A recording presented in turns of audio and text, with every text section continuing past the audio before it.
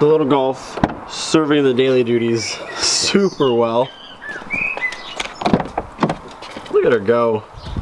I used to say everything fits in a Jetta, and it does, but everything also fits in a Golf apparently. Look at this. We grabbed some stuff from the Airman's Attic today, and I found a little tool bag, because I don't have one right now. I found some ice scrapers, because we'll probably need those in the wintertime. Some universal, like, actual, like, all-weather floor mats, and then a couple of tools. I got some WD-40, I got a vice grip. Actually, this, it's a vice grip with a, I don't know what I'd use that backside for, but got a vice grip kind of now.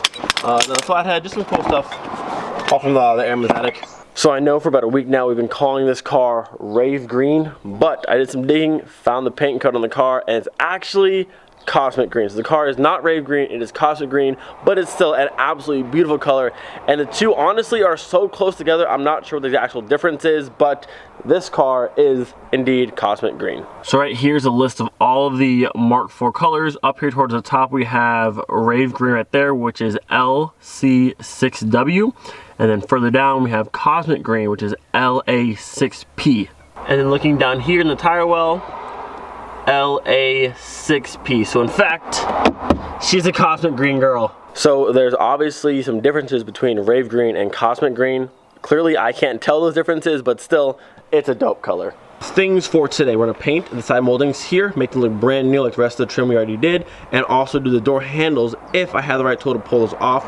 And then moving to the engine bay, we're gonna do our best to recharge the AC system and have it below cold AC. So unfortunately, compared to the rear bumper moldings and the front ones, the side ones here are actually glued on, so we can't pull them off. I mean, I can pull them off, but I don't want to do the hassle of having to put them back on, so we're gonna paint these ones on the car. And this is exactly why I wish these side moldings just popped right off and snapped back on. No adhesive, because this is gonna take forever. That moment when you're almost there and you realize there's still a whole other side of the car to do. I'm having a great time. Okay, passenger side is done. The driver's side is also done. All this work from maybe like 2 minutes of spray time, but it'll pay off. Just some good old trim paint making everything look better. The little touches, it's the little things. While we wait for the side moldings to dry, we'll move on to this. After the car is running, we're gonna come back out here to the engine bay. We're gonna connect this little nozzle right there to the low pressure side right here in the front. And we're gonna look at the reading. We want it to say low over here on the white side right there. That'll indicate it's low on Freon. We can go ahead and fill it up and then hopefully have cold AC. If it's in the green over here and says filled, we know there's another issue. Step one.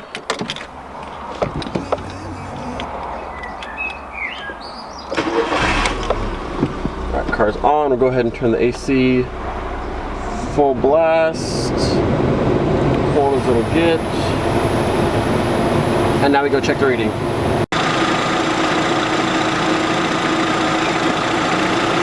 I'm currently having flashbacks of Miley, because right now I have a car that blows air. When I press the AC button, my compressor clutch does not kick on. Sound familiar? Sounds really, really familiar. So what I'm gonna do now is check the fuses that pertain to the compressor. If all those check out and they're good to go, then I don't know. I mean, I don't really need AC right now. It's very cool in Germany right now, but I would like to have AC and have this car working 100%, but we will see. Why can't I have AC? I don't understand why.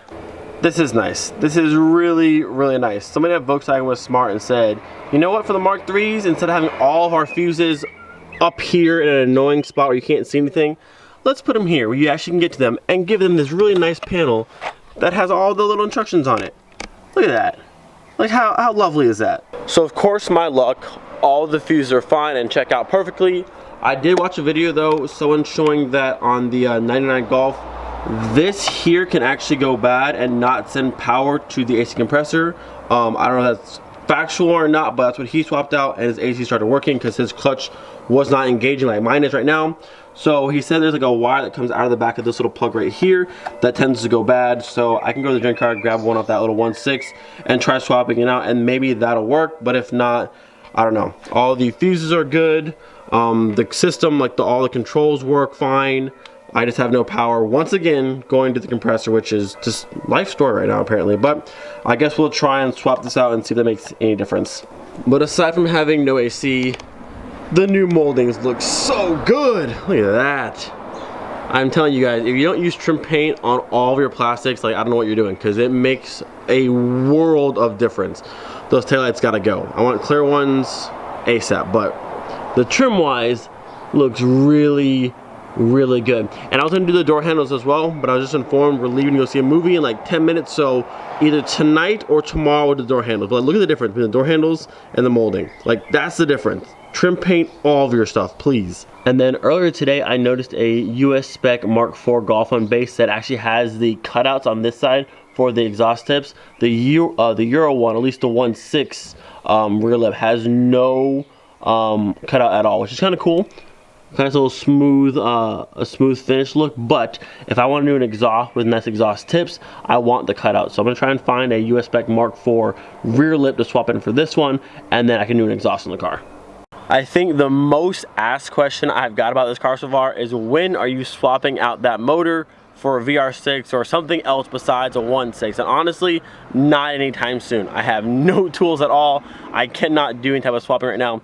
All this car is, we'll do little things here and there, maybe lower a little bit, wheels and tires, stuff that can be done in one single day. But at the end of the day, this car is the daily, it's the only car we have. It has to run the next day, get case to work, whatever we need to do. I can't have this car down for X amount of days while I'm doing a motor swap or this and that. And I have no tools. I have literally no tools to do a swap right now. But once we have another car, or Miley's here and R32's here, and I can actually have this car down for a little while, I may sell the car and just flip it, I don't know. But if I do end up keeping this car and just building it into something, I don't know, I kind of want to do a V5 swap. Yes, a VR6 is more power, blah, blah, blah, but a V5 is something that's completely new to me, and it looks kind of cool. And there's two full V5 swaps at the junkyard. One's a manual swap and one's an auto swap, but literally full engine, harness, everything, full V5 swaps, which would be pretty cool. Or like a 1.8T swap or an R32 swap. I don't necessarily know, but the point is, right now the car is staying completely as is,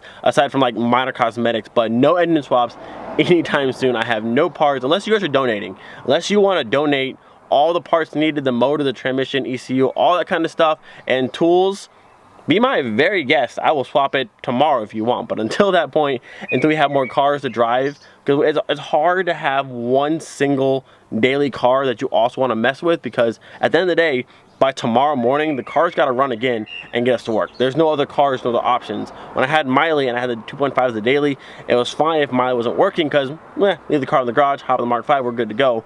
But when you have one single car, it's not like that. So until we have more cars and have some more tools, no swapping as of right now. Like I said, I might just flip this car. Once this AC is working, or even right now, this car has under 100,000 miles. It's running great. All maintenance has been done, and there's no, and besides a little bit of rust on the fender, I mean, the car is really, really nice. I can flip this car for 3 times, 4 times what I paid for the car, and the parts I put into it, easily. But like I said, right now it's the only car we got, so we're hanging on to it, doing little things here and there, and we'll just see what happens. But aside from motor swapping the car, I do want to get new wheels and lower the car very, very soon. It's like a clean OEM look right now, but like those gotta go, and this giant gap's gotta go. I just want it down. Ideally, I want it to be flat to the ground, but we'll probably do coilovers first, or maybe some springs. I don't know. It's just a daily. Let's not get too crazy. Or let's make a full show car. Meh. So we made another discovery about this car. Besides my AC blowing and not blowing cold, there's also this. So we put the car in reverse, right? The e-brake, fully pulled. See that? See how I'm moving? Why? It's literally Miley again. Why? So my worry now is, when we take this car to get inspected on this base here, is this car's had a failed inspection due to my e-brake not working. If I literally had 2 cars back to back fail because of just the e-brake, I don't, what are you doing over there? Nothing. You think it's gonna pass? If we go on a German holiday. That's true. If we go on a German holiday, the Americans just don't care. But if we go on a normal German work day, they inspect it a bit more strict. But man, it's gonna fail. Stop! You're gonna break it more. It doesn't work at all. Why? Hey! So It doesn't do anything. Every time I see a Golf, you gotta park next to it. It's a 1.6. 1.6, boys. So we just saw the new Chucky movie. Absolute trash can of a movie. Just don't go. Just don't go. Well, mini rant, small rant. I don't like scary movies as it is. Not that it's scary. They're just so fake and annoying. And by the end of the movie, I just want every person dead. I want them all just to die. But like, it was bad. It was so and red. But it's about midnight now. I'm gonna edit this video real quick. Tomorrow we're gonna knock out the door handles and that'll be all the trim paint done. May head to the junkyard, grab that little fuse box in the engine bay, see if that'll fix the AC problem. If that doesn't, I'm probably gonna call it at that. I just don't want to mess with it anymore. This car is reminding me so much of Miley right now. AC will not work, and the e-brake is absolutely non-existent. Oh, actually in Miley it worked a little bit, but not enough to hold the car. But this one is like, I could be driving, yank the e-brake, and it does literally nothing. So I'll probably get another car tomorrow and can look at that and just see what's going on. Maybe it's as easy as just tightening up. Hopefully it doesn't need all new cables, but we will see. Don't forget, be thankful for every single day. We'll see you next time. Peace.